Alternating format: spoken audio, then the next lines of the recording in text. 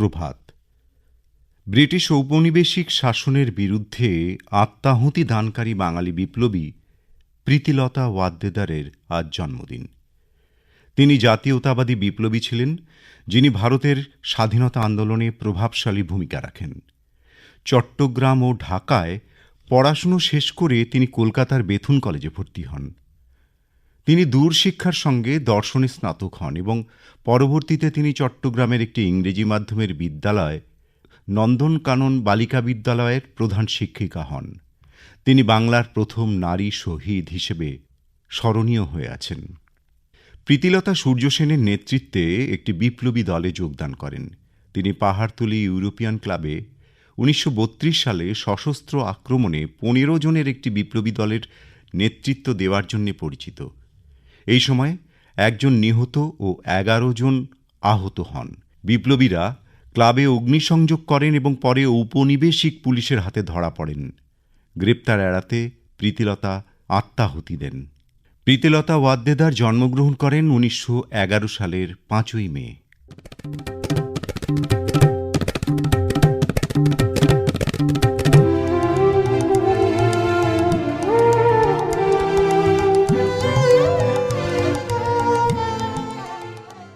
German দার্শনিক, অর্থনীতিবিদ, ইতিহাস প্রণেতা, সমাজবিজ্ঞানী, রাজনৈতিক তাত্ত্বিক, সমাজতান্ত্রিক বিপ্লবী কার্ল মার্কসের আজ জন্মদিন।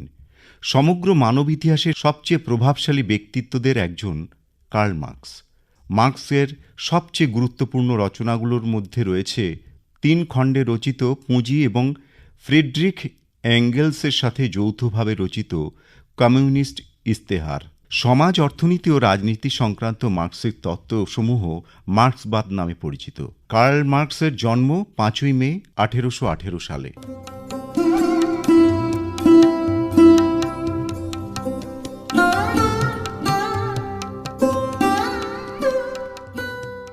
চলে আসি প্রত্যুষার এ মাসের চিঠির বিষয়। প্রত্যুষার এই মাস অর্থাৎ মে মাসের চিঠির বিষয় রবীন্দ্র নজরুল এ জন্মের তীর্থদর্শন। এ নিয়ে চিঠি লিখেছেন দেবাশিস বন্দ্যোপাধ্যায়, সাঁজিবাড়ি, পোস্ট জ্ঞানদাস, কান্দ্রা, জেলা পূর্ব বর্ধমান থেকে।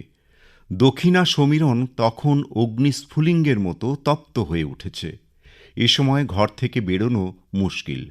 তবে রবীন্দ্রনাথ নজরুল যদি সঙ্গে থাকে তাহলে নিমেষে কেটে যায় সব একাকিত্ব। গীতবিতান খুলতে চোখে পড়ে বিশ্ব সাথে যোগে যেথায় বিহারও, সেইখানে যোগ তোমার সাথে আমারও। সহজ পাঠের হাত ধরে যে পথ চলা, লিচুচোর, বীরপুরুষ, আফ্রিকা বেয়ে তা এগিয়ে চলে জীবনের প্রান্ত পর্যন্ত। কবিতা, গান, গল্পগাথায় নিঃসৃত সমাজচিত্র একটু একটু করে বাস্তবতা পায়। গোড়া, বিসর্জন, দেনা পাওনা, কাবলিওয়ালায় রবীন্দ্রনাথ যেখানে সমাজের প্রতিটি কোণের ছবি ফুটিয়ে তুলেছেন, সেখানে শোষণ নিপীড়নের বিরুদ্ধে শানিত অস্ত্রে গর্জে উঠেছেন নজরুল তার বিদ্রোহী কাণ্ডারি হুঁশিয়ার নিয়ে। প্রেমের ডালি রবীন্দ্রনাথ সাজিয়ে তুলেছেন অকৃপণ হস্তে। দিবস রজনী আমি কার আশায় আশায় থাকি, নজরুল যেখানে বলেছেন দূর দীপবাসিনী চিনি তোমারে চিনি। পূজার অর্ঘ্যে রবীন্দ্রনাথ রাখলেন আনন্দ, আনন্দধারা বহিছে ভুবনে।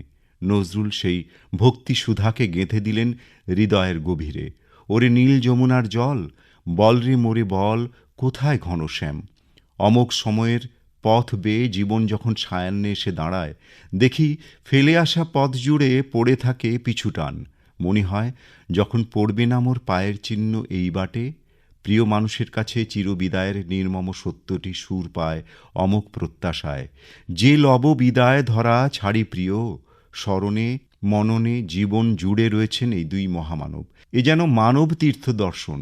হে মোর চিত্ত পুণ্য তীর্থে জাগরে ধীরে, এই ভারতের মহামানবের সাগর তীরে। লিখেছেন দেবাশিস বন্দ্যোপাধ্যায়, সাঁজিবাড়ি, পোস্ট জ্ঞানদাস, কান্দ্রা, জেলা পূর্ব।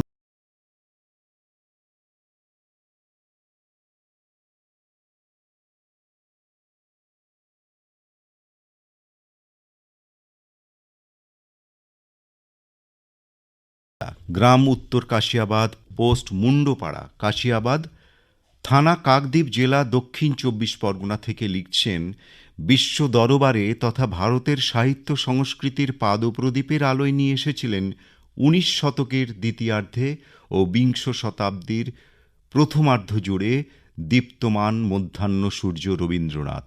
বহুমুখী প্রতিভার বিরল ব্যক্তিত্ব, সাহিত্য দর্শনের তীক্ষ্ণতায় পারদর্শী, কবিত্বে ও সাহিত্যে প্রতিভায় অদ্বিতীয়।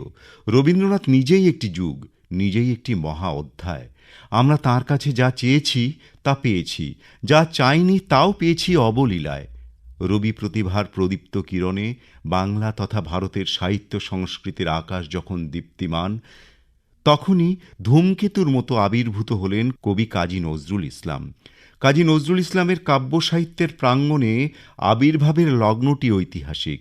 একদিকে প্রথম বিশ্বযুদ্ধের পর রাজনৈতিক অস্থিরতা, পরাধীন ভারতবর্ষের স্বাধীনতা লাভের প্রবল বাসনা, অন্যদিকে মানুষের মধ্যে বৈষম্যের চরম প্রকাশ। এমন এক প্রেক্ষাপটে নজরুল ইসলাম বাংলা কাব্যে যেমন বিদ্রোহের রক্তগোলাপ ফোটালেন, তেমনি মানবিকতার বিরহের ও প্রেমের রজনীগন্ধাও ফুটে উঠল তাঁর কবিতার বাগিচায়।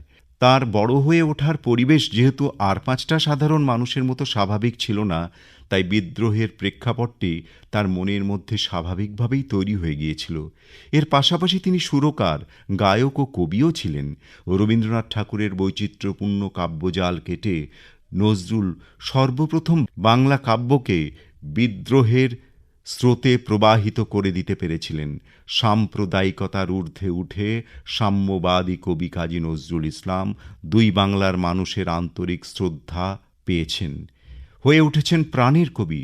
তাই নজরুল এ জন্মের তীর্থদর্শন। তাই এই দুই কবি সুখে দুঃখে, হাসিতে অশ্রুতে, প্রেমে অপ্রেমে অত্যন্ত নিবিড়ভাবে জড়িয়ে রয়েছেন আমাদের মননে ও চিন্তনে। তাই এদেরকে বাদ দিয়ে কোনো কিছুই সম্ভব নয়।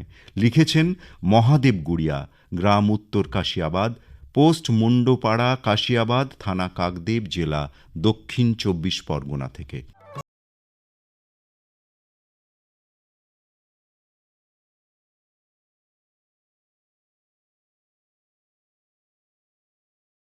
পরের চিঠিটি লিখেছেন অভিজিৎ মণ্ডল, শশাপোতা মাড়োখানা, খানাকুল, হুগলি থেকে।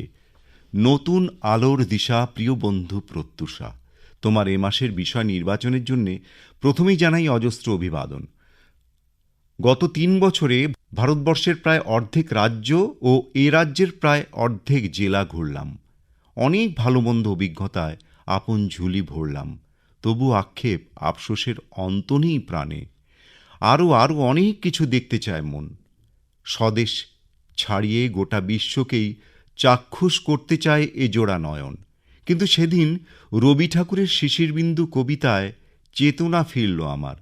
বহুদিন ধরে বহু ক্রোশ দূরে, বহু ব্যয় করি বহু দেশ ঘুরে, দেখিতে গিয়েছি পর্বতমালা, দেখিতে গিয়েছি সিন্ধু, দেখা হয় নাই চক্ষু মেলিয়া, ঘর হতে শুধু দুপা ফেলিয়া, একটি ধানের শীষের উপরে একটি শিশির বিন্দু।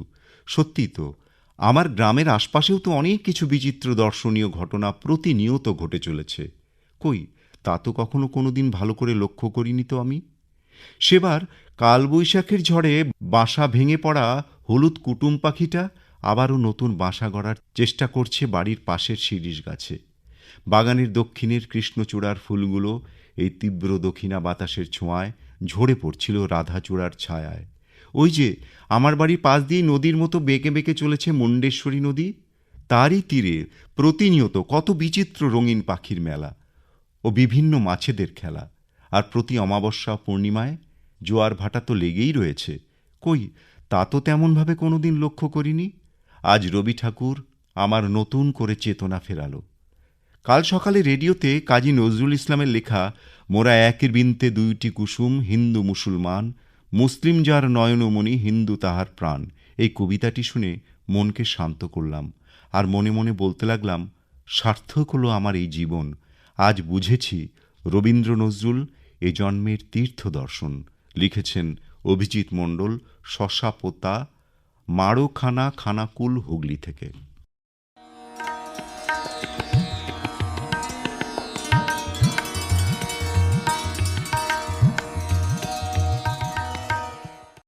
এবারে জানিয়ে দিই প্রত্যুষার গত মাসের শ্রেষ্ঠ পত্রলেখক কে মনোনীত হয়েছেন তার নাম। প্রত্যুষার গত মাস অর্থাৎ এপ্রিল মাসের চিঠির বিষয় ছিল টাচস্ক্রিন জীবনে বাঙালির পাঁজি।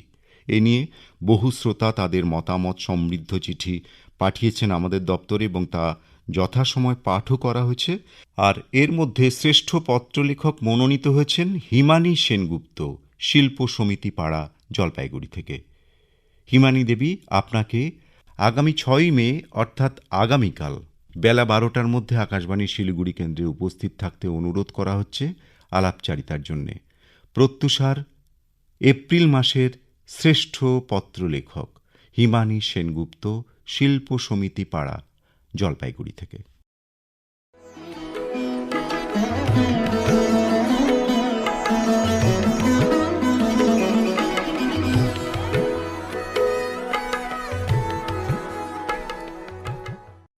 বাঙালির সাংস্কৃতিক মনন চর্চার অন্তরে বাহিরে একটা দীর্ঘ সময়কাল পরিব্যাপ্ত হয়ে আছে গৌরবের পূর্ণচ্ছটায়। আর বাঙালির গৌরবের পুনর্বিচার উত্তর বিচারের যে দুইজন আজও স্বমহিমায় স্বতন্ত্র বিরাজিত, তারা অবশ্যই রবীন্দ্র নজরুল। রবীন্দ্রনাথ লিখলেন, পথের প্রান্তে আমার তীর্থ নয়, পথের দুধারে আছে মোর দেবালয়। আর নজরুল লিখলেন, হেথা স্রষ্টার ভজন আলয়, এই দেহ এই মন। সত্যি আমাদের এই জন্মের দুই তীর্থ দর্শন রবীন্দ্র নজরুল, তাই অন্য কোনো বিষয় নয়। আপন শ্রদ্ধাঞ্জলি কবিদ্বয়ের চরণে নিবেদিত হোক সারা মে মাস জুড়ে। অবশ্যই 200 শব্দের মধ্যে লিখুন এ বিষয়ে, রবীন্দ্র নজরুল এ জন্মের তীর্থ দর্শন। চিঠি লিখবেন এই ঠিকানায় airprotyusha@gmail.com। এছাড়াও সাধারণ ডাকযোগে আপনি আপনার পত্র পাঠাতে পারেন আকাশবাণী কেন্দ্রে। অবশ্যই চিঠি লিখবেন 200 শব্দের মধ্যে এবং তা পৌঁছানো চাই মাসের 25 তারিখের মধ্যে।